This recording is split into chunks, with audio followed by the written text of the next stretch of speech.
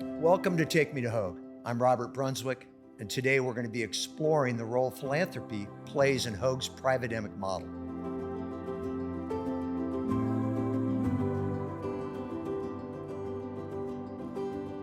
It's my pleasure to introduce you, Hanneke Sohnen. Welcome, and one of the premier doctors here at Hoag, Dr. Karamardian.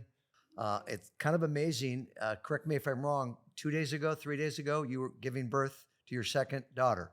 That is correct. Thank you. Thank you for having participating. me. And I'm happy to do anything for this woman. Yes, so. well, no better insider perspective than from a patient who just had a great outcome. And Yes. So maybe we might just start by talking about your relationship and how do you guys know each other? So I got really lucky with Dr. Karamardian. I was at another hospital and I was 20 weeks pregnant. I was not enjoying the level of care that I was getting. The moms in my community said, you have to get into Dr. Karamardian. I called like a crazy person to try and get an appointment with this woman. And she graciously took me in at 20 weeks. And I had a complicated first pregnancy. I was gestational diabetic. She was breached. I'm an anxious wreck as a new mother, and I'm a working mother. So all things that she could identify right away, and I just immediately felt safe. So right away, I just became obsessed with her. Like, she just was someone that I could trust right off the bat. So she's been by your side for very many important moments, but I think there was maybe a few moments during your experience where agility, speed, attention to the matters that things that matter were vital. Absolutely. Like I had said, I had a few complications in my first pregnancy. Yes. And 27 weeks pregnant with my first daughter, Scotland, I had an appendectomy.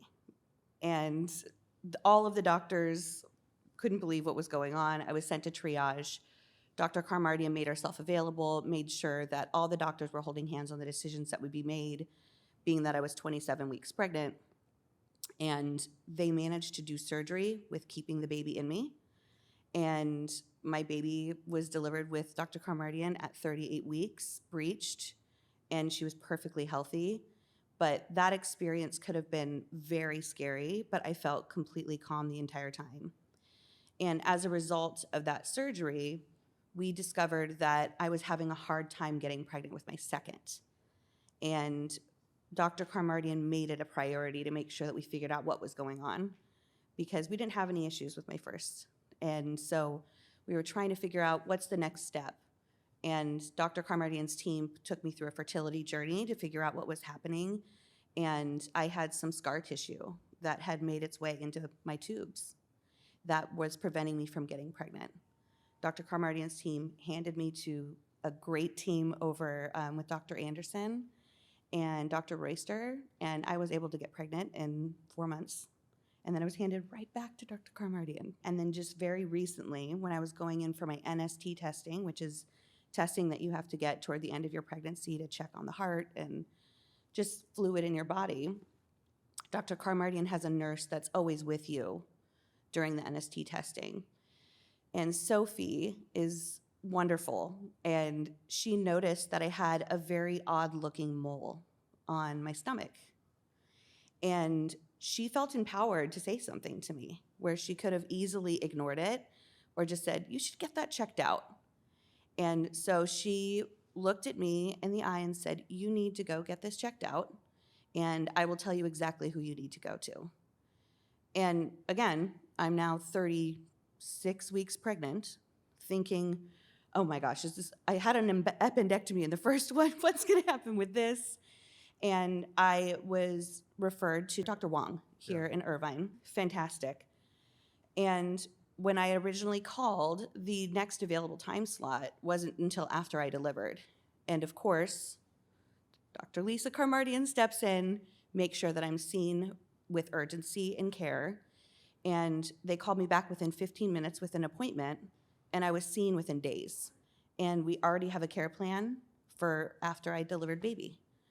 And just the continuity of how that all happened as a result of my relationship with my OB, that's unheard of.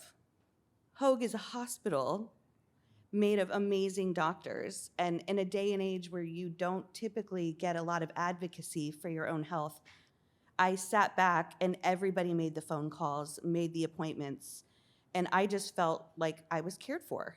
So the irony, as I reflect on my own journey and innovators and giving back and seeing it, blossom, paying it forward, if you will. Dr. Wong, ironically, the machine that he used on you was one of the first things that innovators funded way back when, and helped bring Dr. Wong from his prior institution to Hoag. So the connectivity Yeah, here is there's so really many a treat to intertwined hear stories. about. Yeah. But I think that's really kind of hitting hard the culture, the connectivity, and just why Hoag has that special secret sauce. So That's one of the differences between Hoag and our privademic model and looking at other, say, academic institutions.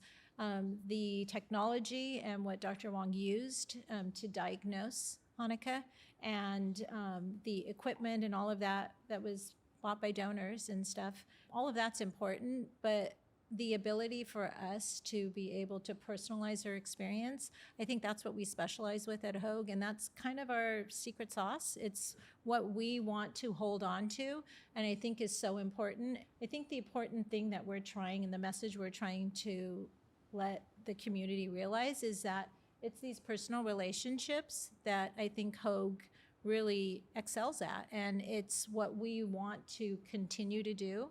And it's donor support that allows us to be able to continue to have that personalized care.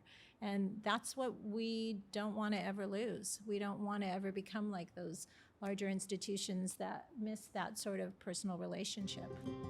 I really learned firsthand that the impact that philanthropy and giving back had to community assets like Hoag. And for me, as I spent my time on the foundation board, I connected with doctors, I learned about donors and their passions. My wife and I, Kitty, also had our own passion brewing. We created something called Innovators, which was really about an engaged philanthropic model that connected the community with doctors. Something that very similar to a TED Talk meets a Shark Tank, where we would allow doctors to pitch their particular form of innovation. And as additional donors joined the innovator group, we would then have discretion and engagement over the ultimate selection of those particular forms of innovation. So when donors give to Hoag, what do you wish that they really understood more than they might about the impact that they're actually making with that gift in the future healthcare in our community? I think that's a great question. I wish that the donors actually realized that what they were doing has such a huge ripple effect.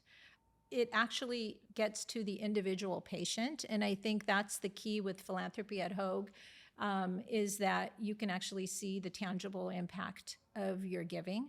The donors are able to direct where those funds are going, to interact with physicians, and to be able to actually improve the healthcare that we're providing here at Hoag. So there are so many, what I like to refer to as families, that have given so much and allowed my career to be so fulfilling at Hoag.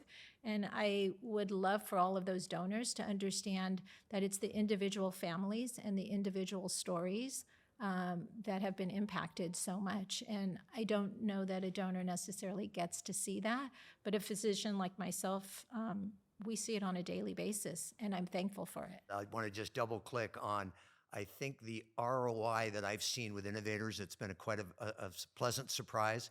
Is this the tangible benefit that the donors are getting from being engaged in the process of allocating dollars, of having discretion, of hearing the pitches, of learning, of getting the relationships established? Right. So I think there's this side of philanthropies that's not, people aren't aware of, Right. that the ROI that is psychic income, as I like to refer to it, that they get to have. I think you have so many choices of where you could give your money, right? Right. And so I think recognizing that the families that have helped to build what Hoag is today, and recognizing the commitment that they had, and the choice that they made. I know that I personally am blessed, and I'm thankful for it every single day, but this Sun Family Campus isn't just a beautiful building. When I look around and I see the names, to me, I recognize the families. And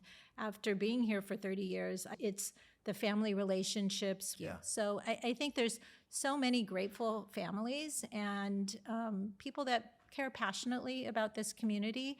And I think that's the difference here, is that there's those personal, longstanding relationships and building into this community and really making something that I think we can all be really proud of.